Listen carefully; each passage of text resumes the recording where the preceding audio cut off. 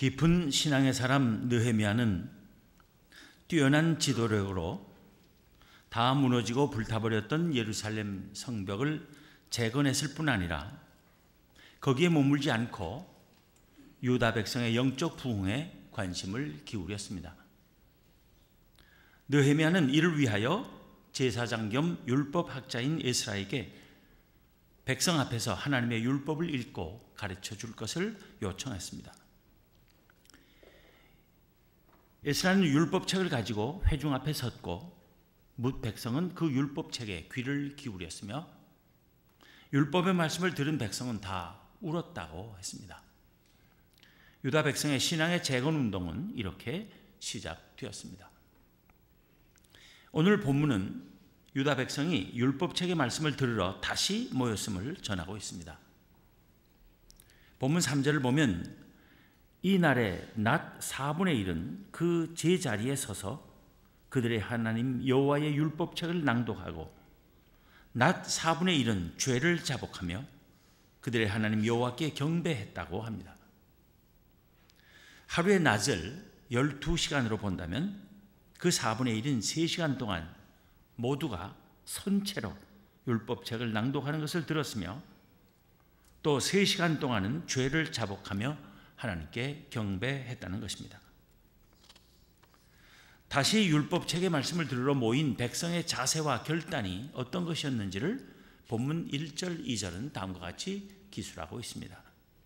그달 29날에 이스라엘 자손이 다 모여 금식하며 굵은 베옷을 입고 티끌을 무릅쓰며 모든 이방 사람들과 절교하고 서서 자기의 죄와 조상들의 허물을 자복하였다는 것입니다.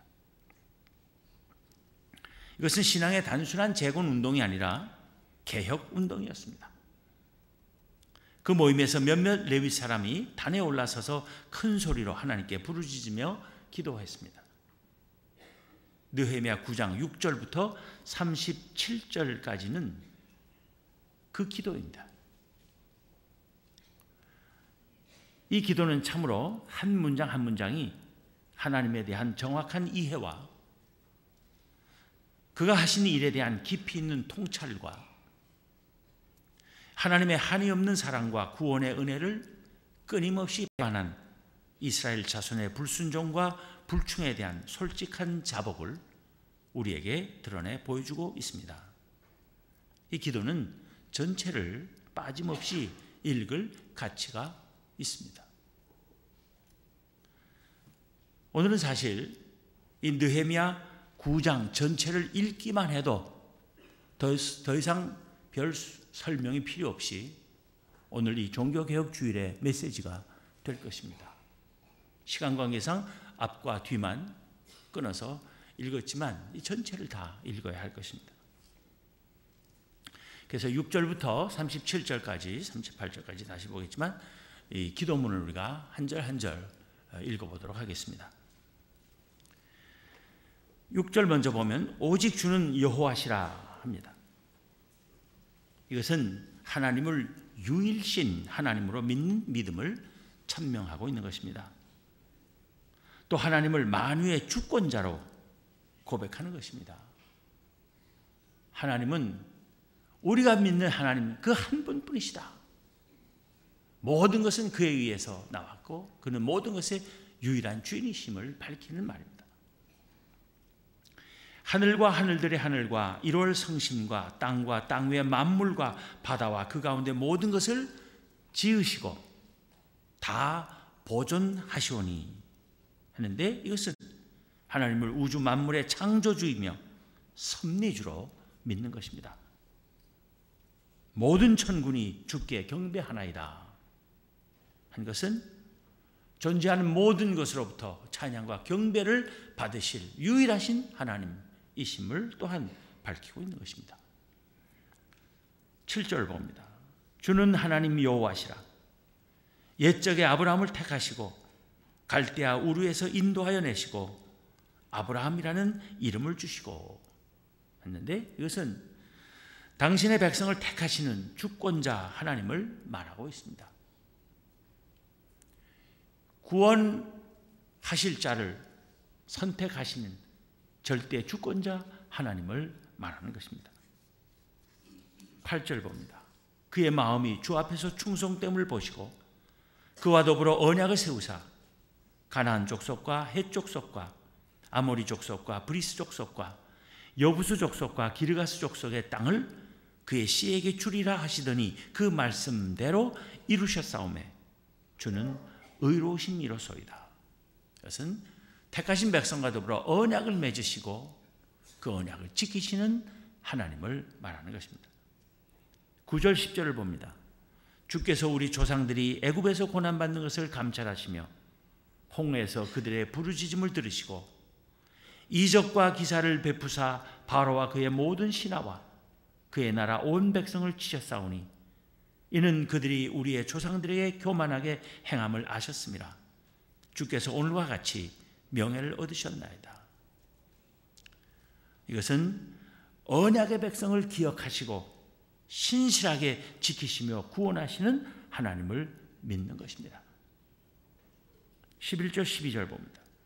또 주께서 우리 조상들 앞에서 바다를 갈라지게 하사 그들이 바다 가운데를 육지같이 통과하게 하시고 쫓아오는 자들을 돌을 큰 물에 던짐같이 깊은 물에 던지시고 낮에는 구름 기둥으로 인도하시고 밤에는 불 기둥으로 그들이 행할 길을 그들에게 비추셨사오며 한 것은 언약의 백성을 구원하시기 위하여 못하실 것이 없는 권능의 하나님, 전지전능하신 하나님을 고백하는 것입니다. 13절 14절을 계속 봅니다.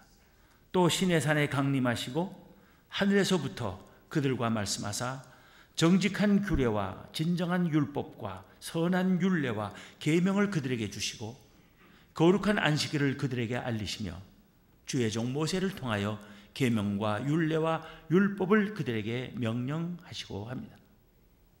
이것은 언약의 백성에게 진리의 말씀을 주신 하나님, 그 진리의 말씀을 주심으로써 하나님과의 특별한 관계를 분명히 밝혀주신 하나님, 그리고 하나님의 백성의 삶의 지침을 주시는 사랑 넘치는 친절하신 하나님을 가리키는 것입니다.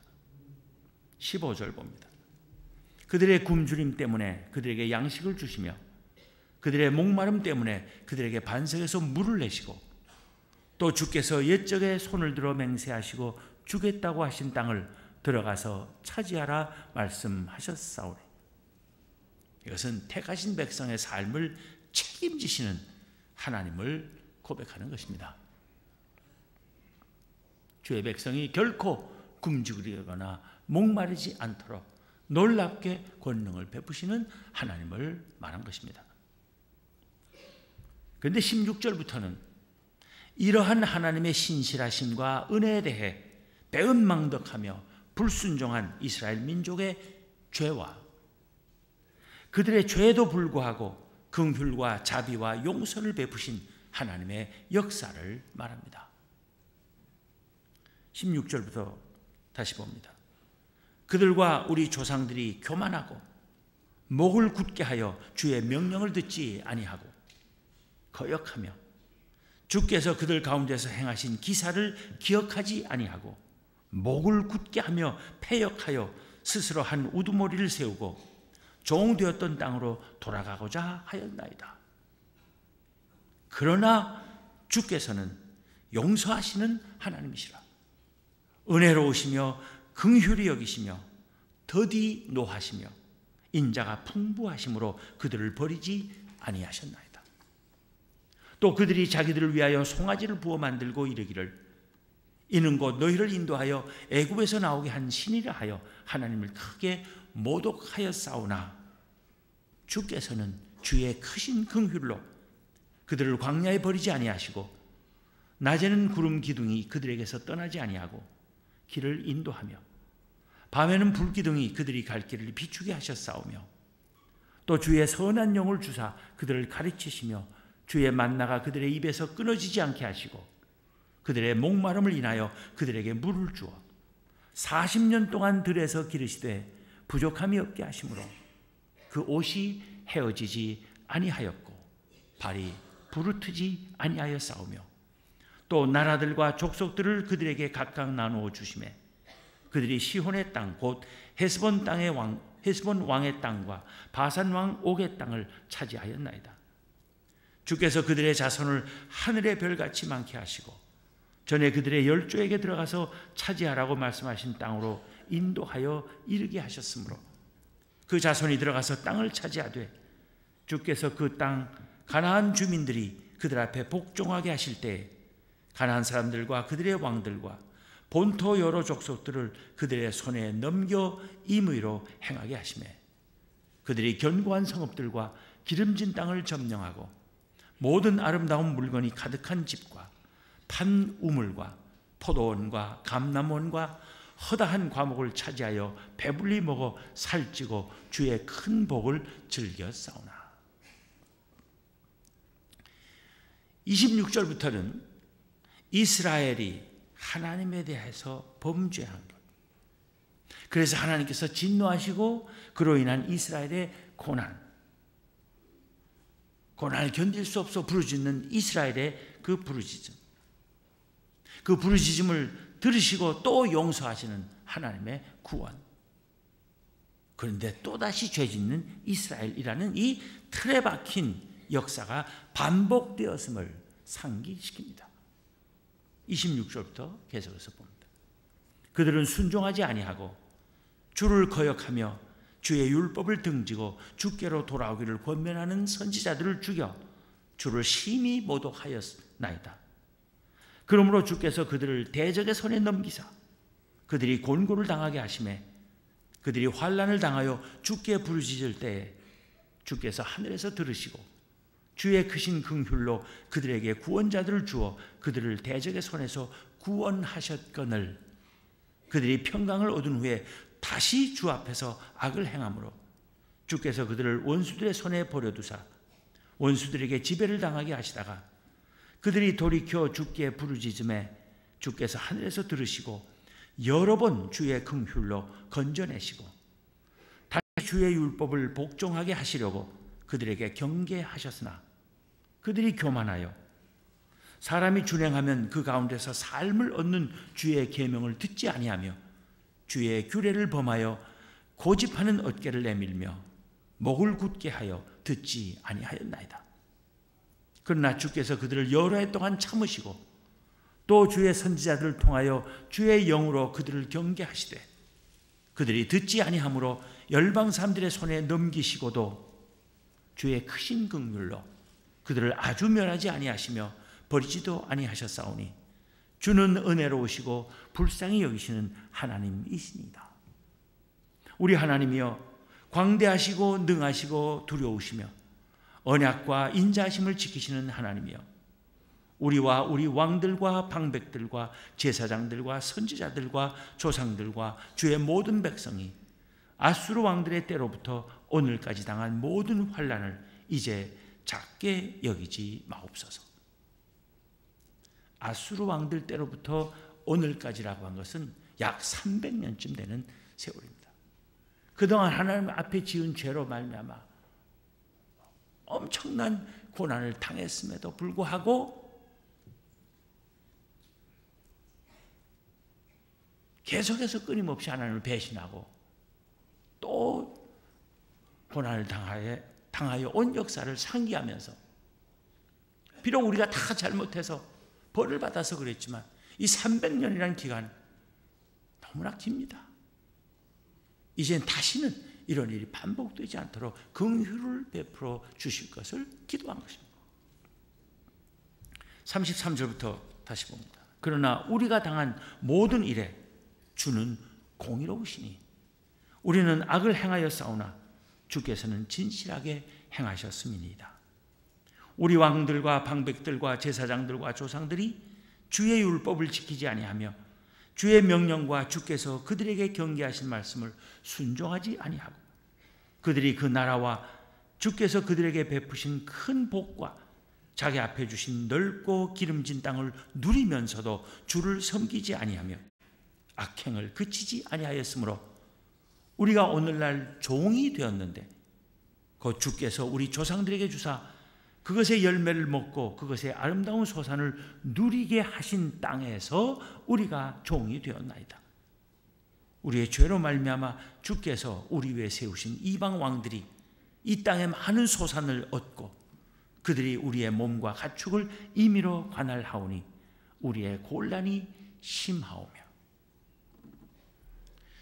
한때는 하나님 앞에 불순종과 불충 때문에 나라를 다 잃고 이방 나라의 포로로 노예로 잡혀가기까지 했었습니다.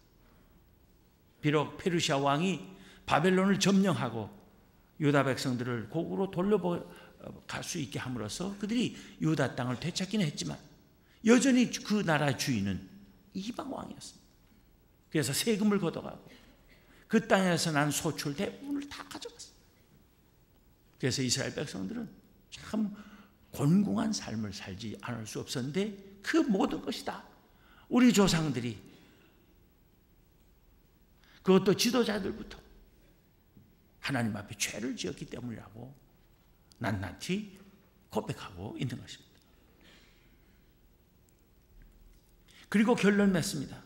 이제는 하나님과의 언약을 튼튼히 다시 세우며 그 언약을 성실하게 지킬 것을 서약하는 뜻으로 기록으로 남기고 이에 지도자들부터 다 서명 날인하여 봉할 것을 다짐한 것입니다. 38절 말씀입니다. 우리가 이 모든 일로 말미암아 이제 견고한 언약을 세워 기록하고 우리의 방백들과 레위 사람들과 제사장들이 다 인봉하나이다 하였느니라. 이것이 느헤미야가 주도한 종교 개혁이었습니다. 이 유다 백성의 신앙 개혁 작업이 오늘 우리에게 시사하는 바는 무엇이겠습니까? 첫째는 신앙 개혁은 하나님의 말씀을 듣는 일로부터 시작되어야 한다는 것입니다.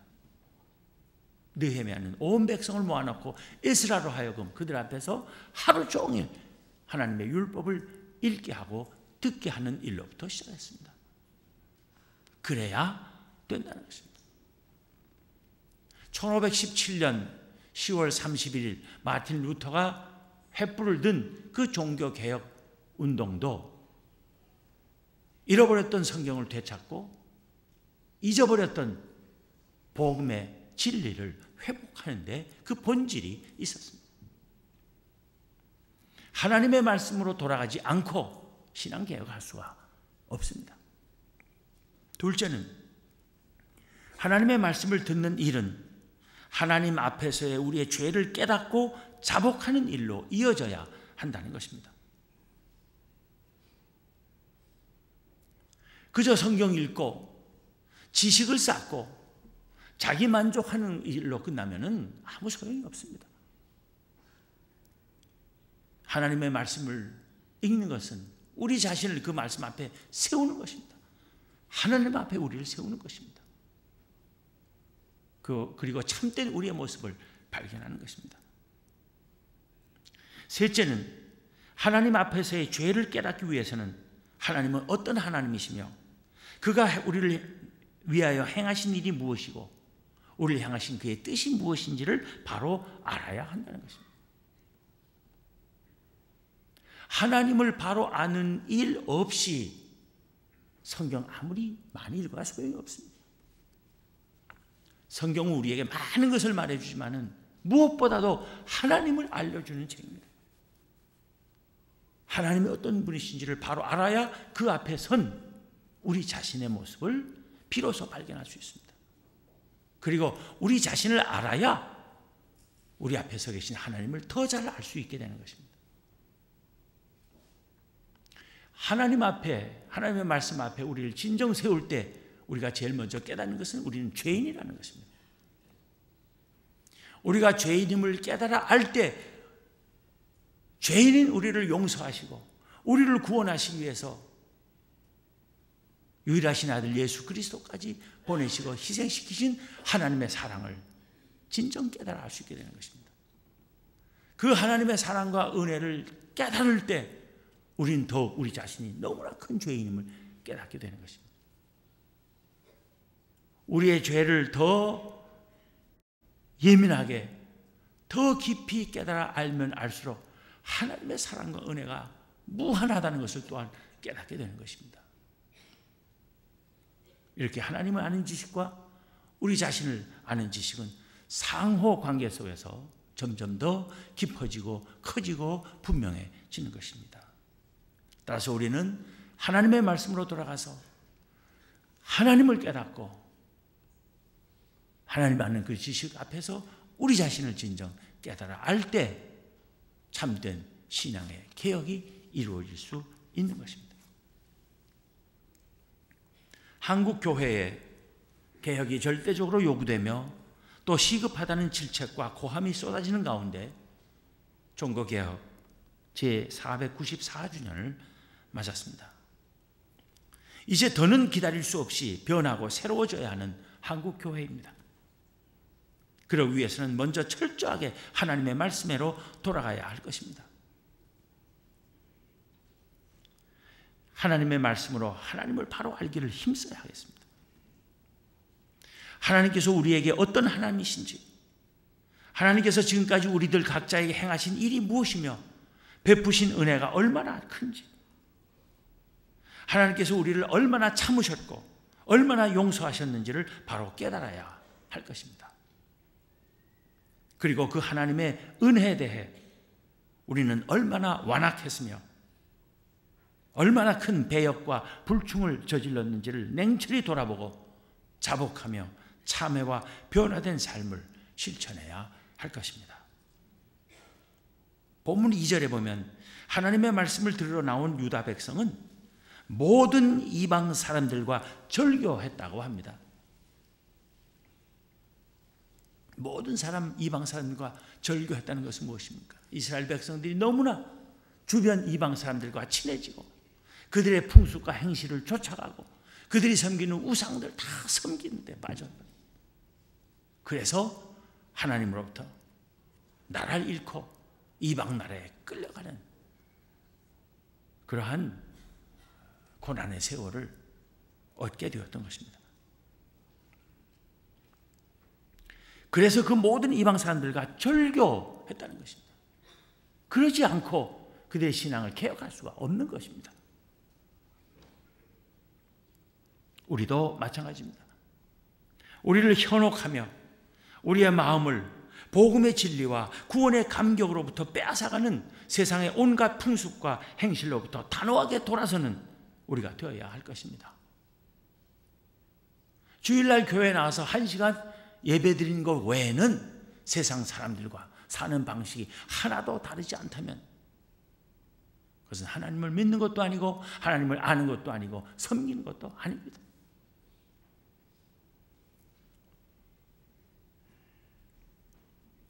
한국 교회의 문제점으로 지적되고 있는 것 중에 가장 큰 것이 무엇입니까? 세속화입니다.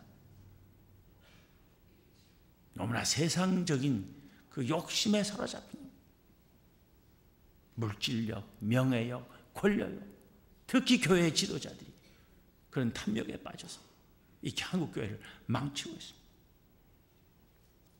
세상 사람들이 추구하는 것 그대로 추구하고 있습니다. 끝내 돌이키지 않은 이스라엘 자손이 겪은 치욕과 고난과 서름이 얼마나 큰 것이었는지를 돌이켜보며 그런 역사가 우리에게서 반복되지 않게 해야 할 것입니다. 하나님의 말씀 앞에서 우리의 죄를 자복하고 긍휼과 용서를 구하며 하나님께로 돌아서는 백성에게 하나님께서는 무한히 자비로우신 은혜의 하나님이심을 굳게 믿고 말씀이 우리에게 가르치는 대로 복된 삶의 길을 흔들리지 않고 걸어가는 우리 모두가 될 수 있기를 기원합니다. 기도하겠습니다.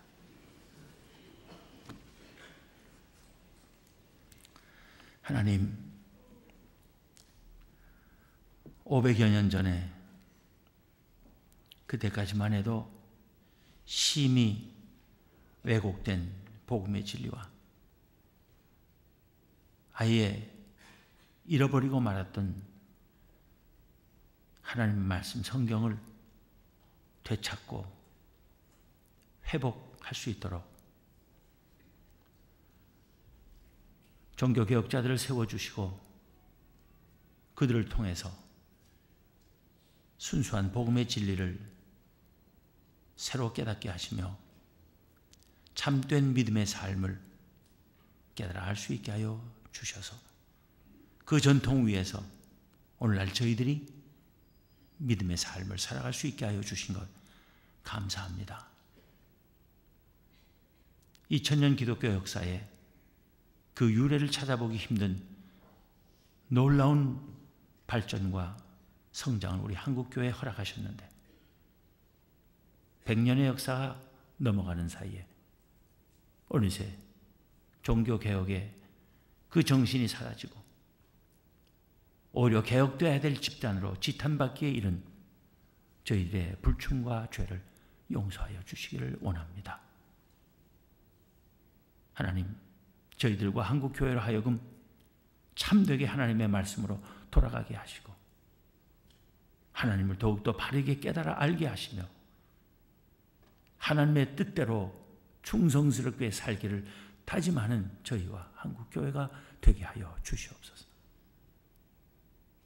저희들이 먼저 변하고 한국교회가 바뀌고 그래서 이 나라, 이 민족의 장래가 더욱 밝아질 수 있도록 은혜 위에 은혜를 더하여 주시옵소서.